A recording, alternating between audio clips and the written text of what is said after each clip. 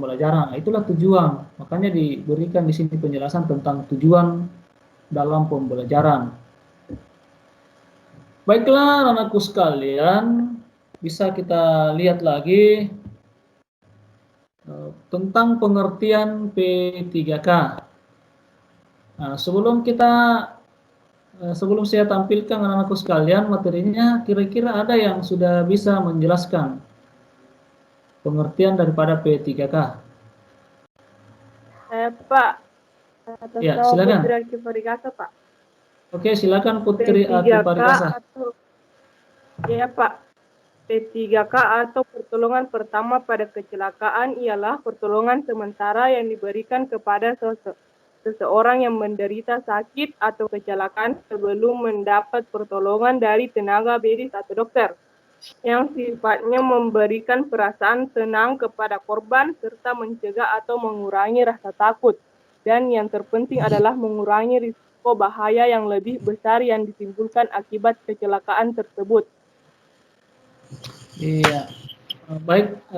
Jadi itulah pengertian. Ada lagi yang lain yang bisa memberikan penjelasan selain Putri Aki Parigasa?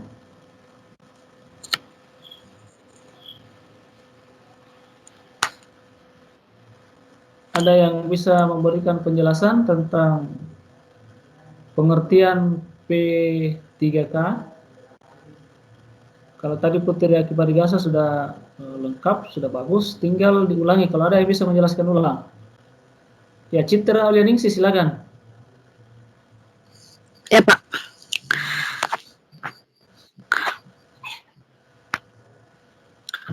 Pertolongan pertama pada kecelakaan P3K adalah upaya pertolongan dan perawatan sementara terhadap korban kecelakaan sebelum mendapat pertolongan yang lebih sempurna dari dokter atau paramedik. Sudah, Pak.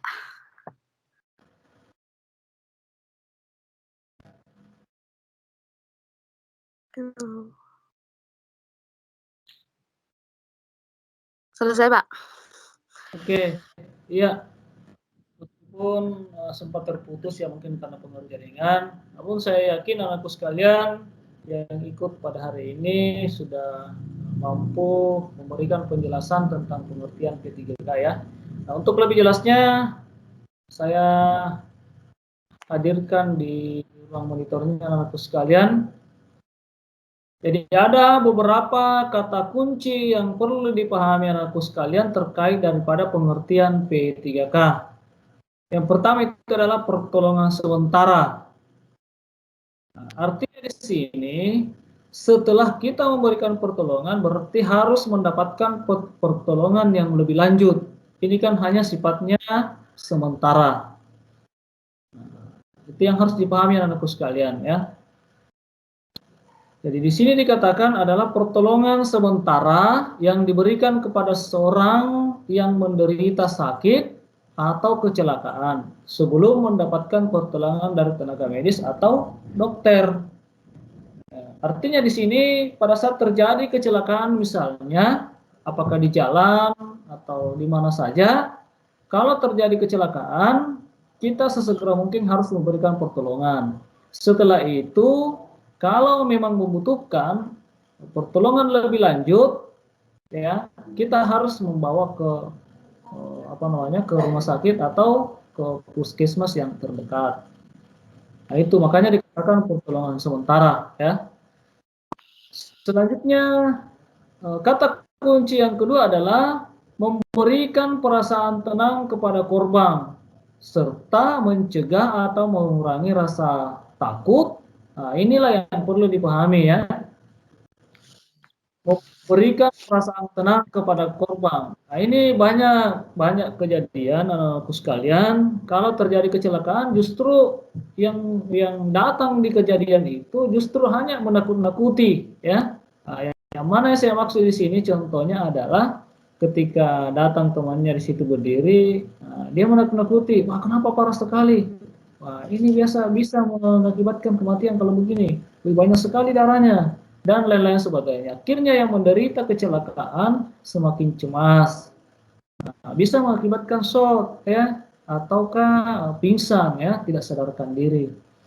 Jadi kita harus memberikan pertolongan pertama ini harus kita memberikan bagaimana caranya supaya penderita ini merasa tenang, jangan panik, kemudian tidak usah terlalu takut, dan kita memberikan bantuan atau pertolongan. Kemudian lanjut, serta mencegah atau mengurangi rasa takut. Nah, seperti tadi saya sudah jelaskan. Jangan justru kebalikannya.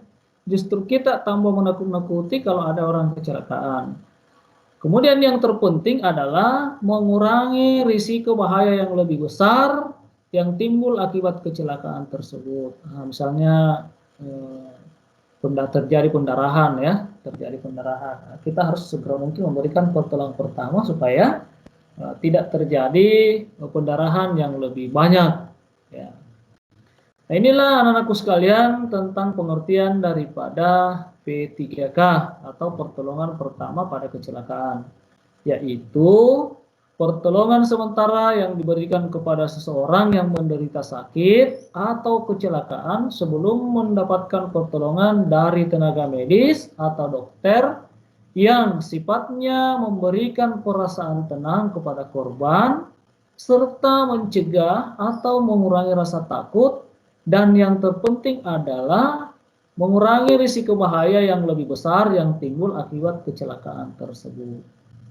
Nah, saya kira anakku sekalian sudah memahami semua tentang pengertiannya ya. Jadi ada beberapa kata kunci: pertolongan sementara, kemudian memberikan perasaan tenang, kemudian mengurangi rasa takut, selanjutnya mengurangi risiko bahaya yang lebih besar akibat kecelakaan yang ditimbulkan ya.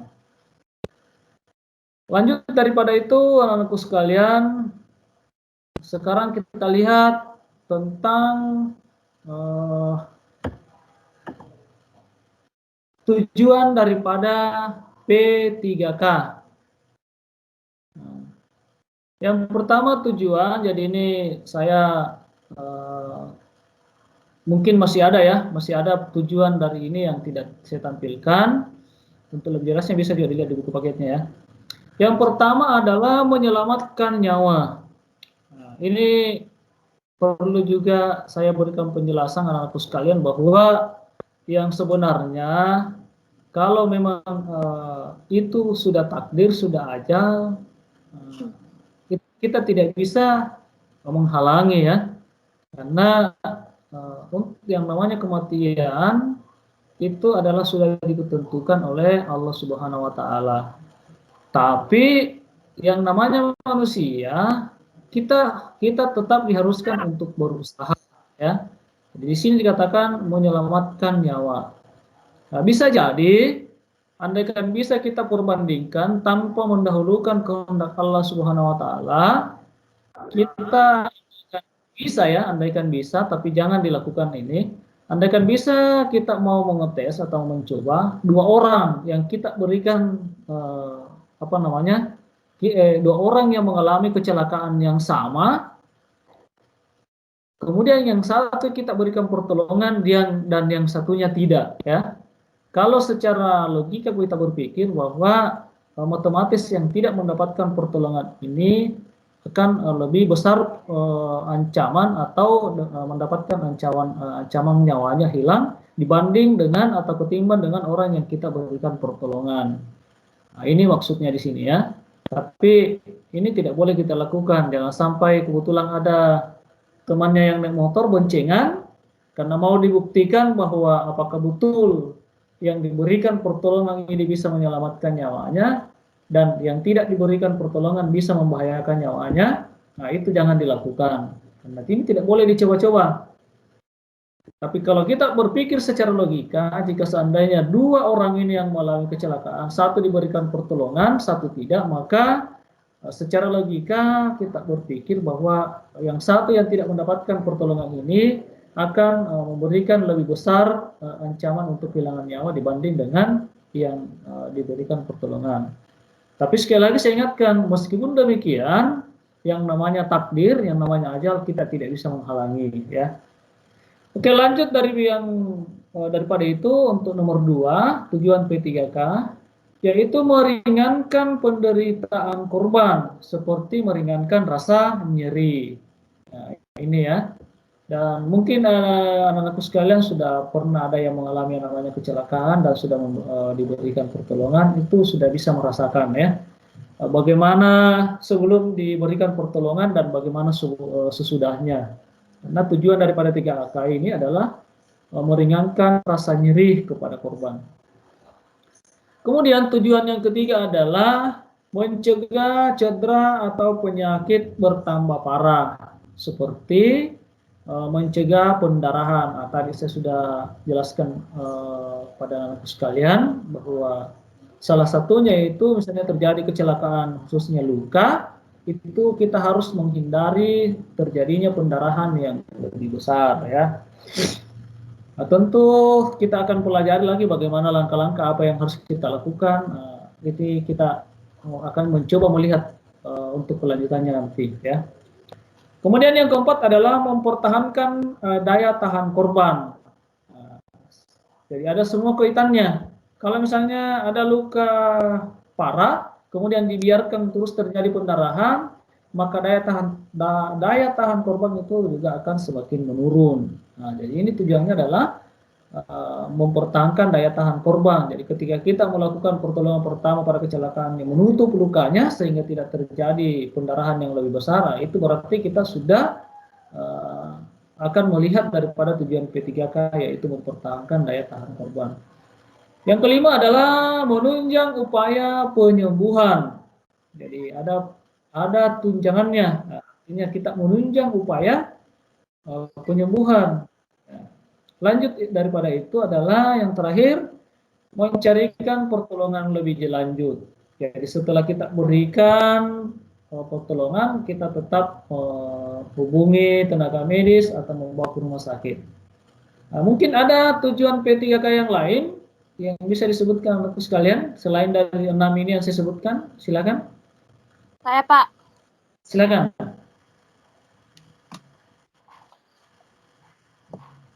Yaitu memanggil orang dewasa yang ada di sekitar kejadian bila memungkinkan. Oke, Panggil atau petugas medis secepat mungkin dan hentikan pendarahan. Iya. Oke, jadi ada tambahannya dari temannya. Kalau memang kita tidak sanggup untuk memberikan pertolongan kepada si korban, langkah yang kita lakukan itu adalah memanggil orang dewasa. Itu sudah menampakkan bahwa kita sudah menjalankan pertolongan pertama. Jadi bukan berarti nanti kita menangani luka dari yang korban ini, baru kita dikatakan melakukan pertolongan pertama, tidak. Memanggil saja orang terdekat, orang dewasa, untuk menolong si korban, itu sudah kita lakukan pertolongan pertama. Nah, daripada kita membiarkan saja orang yang mengalami kecelakaan itu di jalan dan kita tidak bisa berbuat apa-apa, nah, kita memanggil orang dewasa, itu sudah melakukan pertolongan pertama ya. Oke, baiklah anakku sekalian, atau ada lagi yang lain?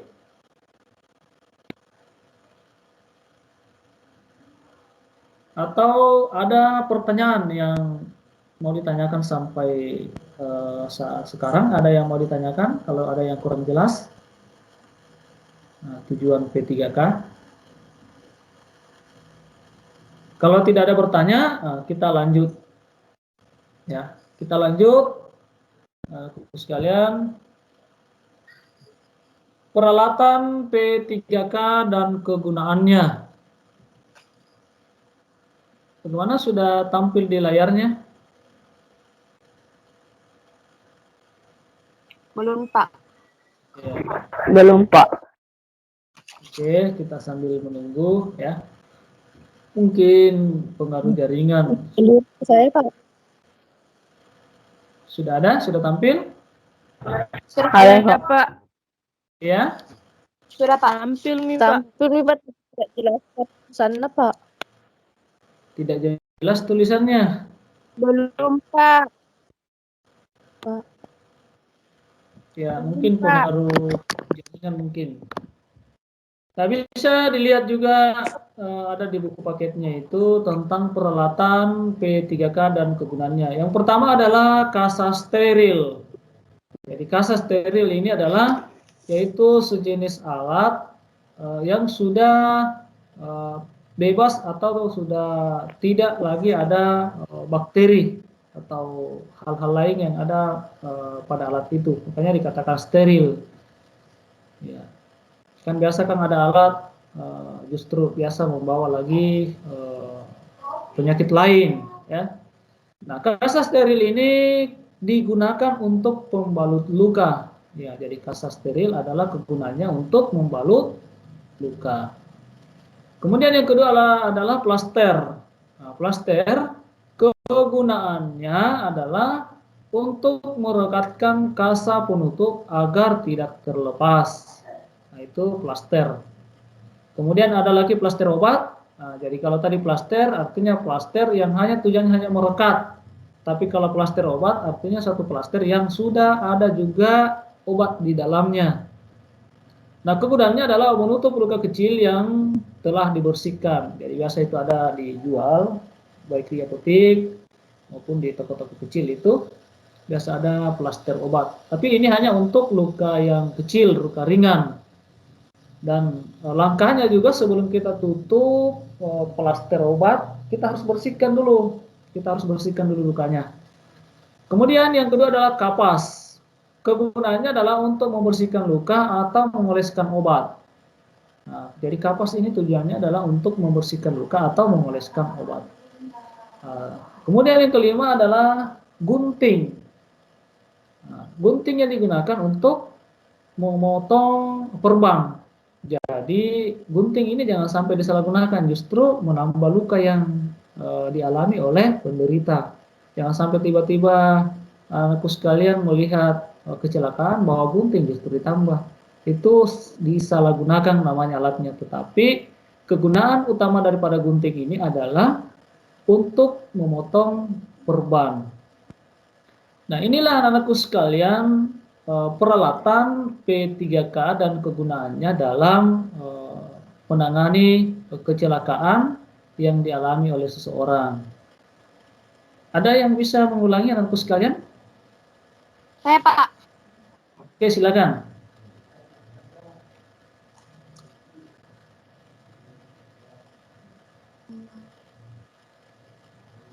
Peralatan Pak. P3K.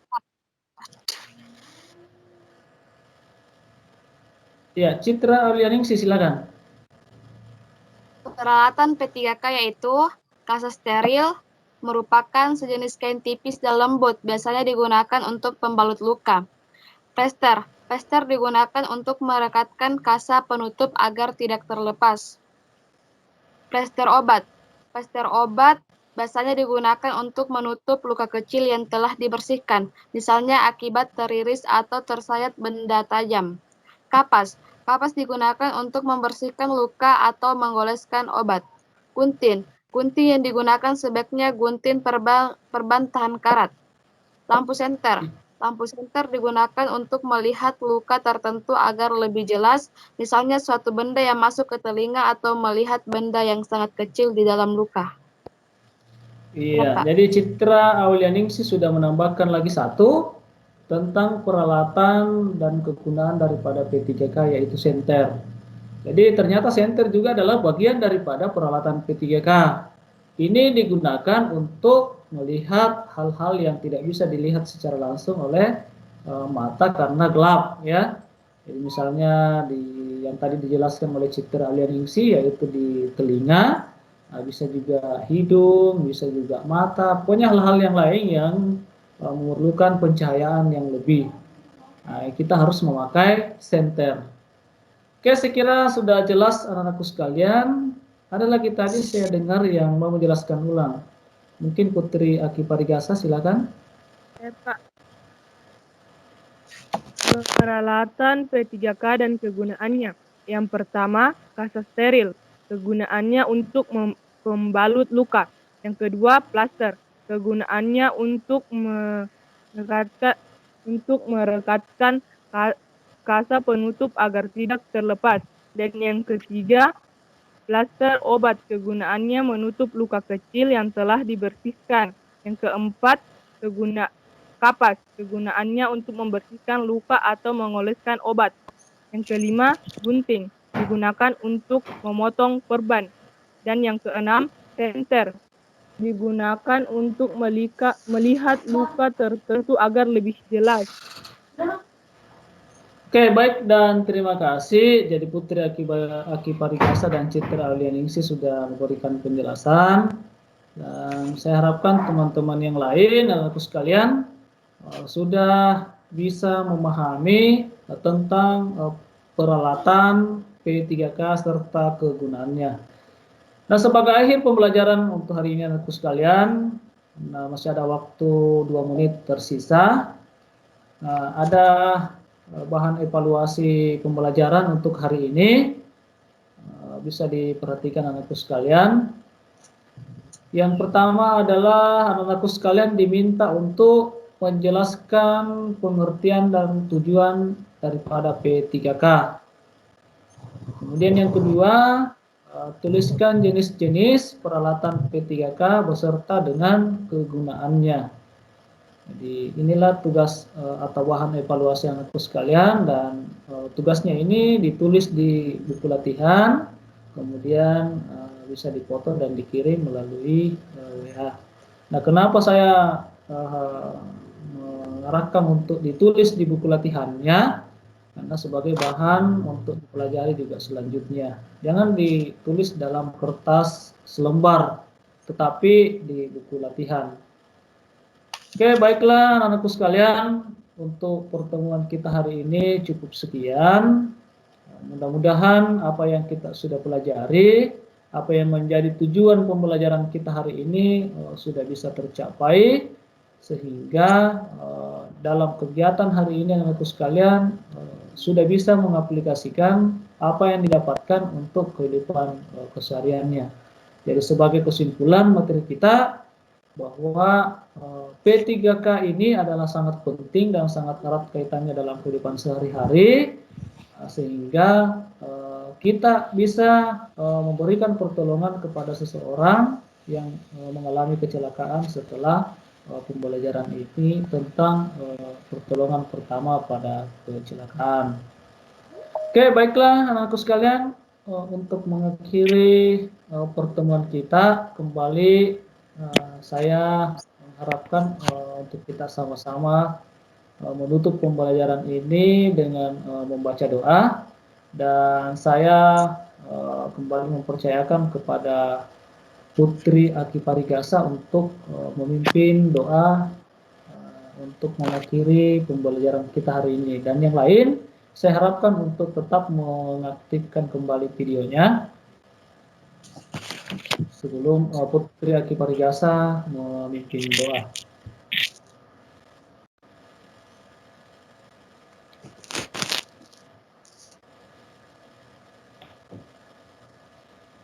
Ya, jadi silakan Putri Aki Parigasa dipimpin doa. Sebelum mengakhiri pelajaran pada hari ini, marilah kita bersama-sama membaca doa di dalam hati. Doa dimulai.